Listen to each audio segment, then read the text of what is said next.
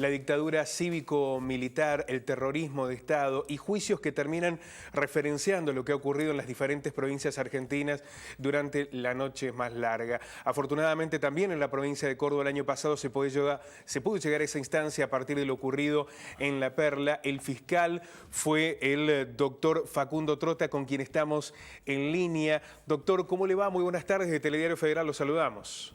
¿Qué tal? ¿Cómo andan ustedes? Buenas tardes. Muy buenas tardes. Fiscal.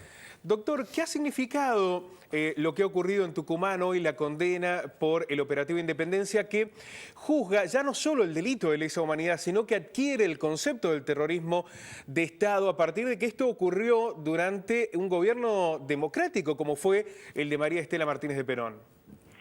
En primer lugar, creo que es muy importante que sigamos avanzando con el juzgamiento de los responsables a los crímenes de lesa humanidad. Creo que es un día muy importante y trascendente para la provincia de Tucumán, pero también es para todo el país. Fíjense, incluso se trata del segundo juicio, pero es un gran juicio que ha tenido Tucumán por el número de víctimas y por el número de acusados, la duración que ha tenido el proceso, la cantidad de testigos que han declarado en ese debate. Estamos en presencia de un mega juicio que, bueno, no llega a la envergadura de lo que fue en el caso nuestro el juicio de La Perla. Fíjense la cantidad de víctimas, nosotros tenemos más del doble que esa cantidad de víctimas, pero sí es claro que es un proceso para Tucumán y para el país de mucha significación. Y lo que destaco fundamentalmente es el tema de que continuemos con el proceso de memoria, verdad y justicia, y en ese sentido creo que los juicios brindan un aporte muy importante a ese proceso. Le damos además una reparación, claro, a las víctimas. Luego de tantos años de impunidad, finalmente encuentran una respuesta de la justicia. Y la trascendencia que tiene fundamentalmente este proceso es que vuelve a confirmar un tribunal oral, como lo hizo en nuestro caso, en nuestra provincia, que los crímenes de lesa humanidad se cometieron con anterioridad a la dictadura cívico-militar del 24 de marzo del año 1976.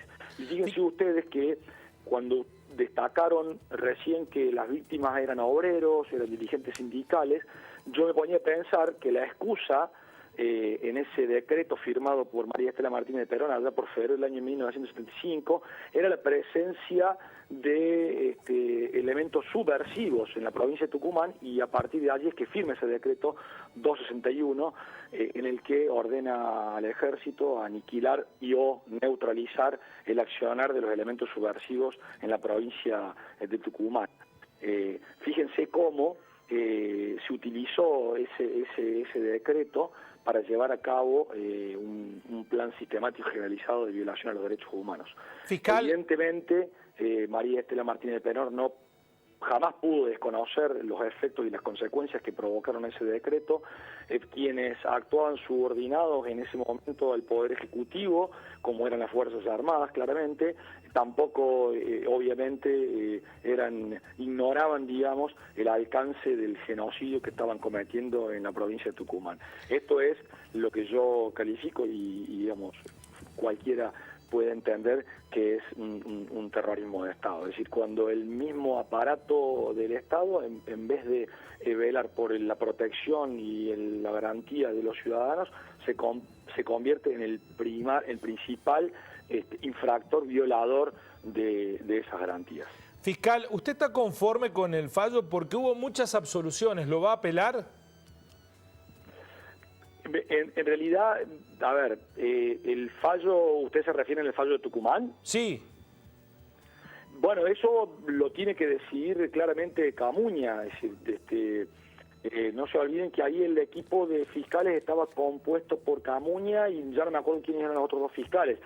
Yo entiendo en general que cuando hay absoluciones uno tiene que analizar en detalle los fundamentos del fallo y en base a eso ver digamos, si ese fundamento se corresponde con la prueba incorporada al debate. Desde el momento en que la Fiscalía solicitó condena, obviamente que en principio no va a compartir la absolución del Tribunal Oral, pero aún así uno tiene que leer el fundamento del fallo para ver si el razonamiento expuesto por el Tribunal se corresponde con con un razonamiento lógico y se corresponde con la prueba incorporada al debate, y en virtud de eso decidir si corresponde o no interponer casación. Por ejemplo, en el caso de la media causa La Perla, nosotros nos encontramos con, digamos, 5 absoluciones, de las cuales interpusimos recursos de casación en 3 casos.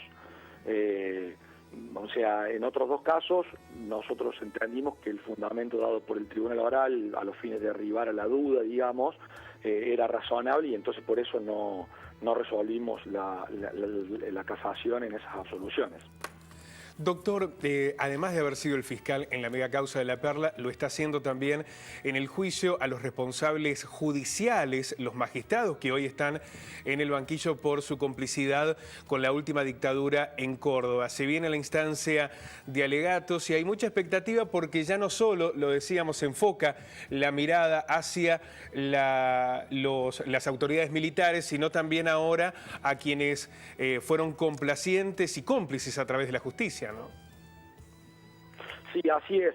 Estamos, llegando ya a la instancia, como decís, de los alegatos. El día lunes comienza con la exposición de los alegatos de la parte querellante, y el otro lunes 25, tenemos el alegato, expone los alegatos la Fiscalía. Bueno, en este juicio, digamos, obviamente que la importancia que tiene para nuestra provincia y para el país es que seguimos avanzando con quienes brindaron ese aporte. Nosotros hace tiempo ya que en nuestro país le ponemos las cosas a su nombre, digamos, con el nombre que corresponden, con la terminología que corresponden, y en ese sentido creo que es muy importante, y ya todos hablamos de que esto fue una dictadura cívico-militar, que sin el aporte de distintos sectores de la sociedad civil, difícilmente el terrorismo de Estado hubiera golpeado de la manera en la que golpeó. Yo no digo que no hubiera habido una dictadura, porque eso no lo podría decir, pero sí es claro que se le hizo mucho más fácil al ejército, a la fuerza de seguridad, llevar a cabo el plan sistemático y generalizado de violaciones de derechos humanos a partir del aporte que brindaron sectores de la sociedad civil. En este caso concreto nosotros estamos juzgando el aporte brindado por los jueces, ex jueces, ex fiscales y ex defensores, e incluso un ex secretario integrante de la Justicia Federal, que en la tramitación de los expedientes tomaban conocimiento de los crímenes que padecían las víctimas, torturas en los campos, en los centros clandestinos de detención. En realidad, en general, en la causa son torturas cometidas en el Departamento de Informaciones, pero también los fusilamientos que, si ustedes recuerdan, se pudieron comprobar en aquella causa conocida como Videla, también como UP1, que eran 30 víctimas que se encontraban en la unidad penitenciaria, la mayoría a disposición de la justicia, y fueron retiradas de esta cárcel, y en los traslados asesinadas y presentados esos asesinatos como supuestos enfrentamientos armados. Nosotros en el debate hemos podido escuchar el relato de las víctimas, que no han hecho más que confirmar esta hipótesis que tiene la Fiscalía de que los jueces tomaron conocimiento de estos crímenes y no cumplieron con el deber que le imponía la ley y la Constitución, que lo sigue imponiendo hoy y lo va a imponer siempre, que es que todo magistrado que conoce la comisión de un delito tiene que proceder a la investigación. Pero además lo que más, digamos, le da a uno bronca, digamos, impotencia, es que no puede entender cómo que estos jueces, tomando conocimiento de que las personas estaban denunciando constantemente, periódicamente, la aplicación de tortura en el Departamento de Informaciones, no hicieran ningún tipo de diligencia a los fines de determinar la existencia de esas torturas y los autores y los responsables de esas torturas. Otra cosa que a uno le cuesta entender es cómo es posible que, tomando conocimiento que a 2 personas, fíjense ustedes, 2 personas que estaban detenidas en la unidad penitenciaria número 1, las asesinaron en el patio de la unidad penitenciaria número 1, uno que fue Bauduco de un tiro en la cabeza y a otro que fue Mocarcel, que lo estaquearon y lo torturaron desde el mediodía hasta las 23 horas, en presencia de todas las personas que estaban detenidas, obviamente, en un establecimiento carcelario. Fíjense con el nivel de impunidad que se manejaban los represores, el ejército. Esta impunidad obviamente estaba garantizada por los ex jueces y ex fiscales. Así que, bueno, esperamos de poder exponer nuestras conclusiones y que el tribunal finalmente resuelva lo que corresponde. Nosotros entendemos que claramente estos ex magistrados no cumplieron con los deberes a su cargo y que tienen que responder por esos delitos. sin el aporte de estos ex magistrados, yo digo que no hubiese sido tan simple para el ejército utilizar esta metodología de fraguar enfrentamientos armados y asesinar a las víctimas de esa manera, torturar en el Departamento de Informaciones como se torturó a las víctimas durante todo el año 75. Fíjense esto, ¿no? La mayoría de las torturas que no se investigaron ocurrieron en el periodo democrático del año 1975, en lo que respecta a esta causa en la que estamos jugando la responsabilidad de los magistrados. Le agradecemos este contacto, fiscal, ha sido muy amable. No, por favor. Buenas noches.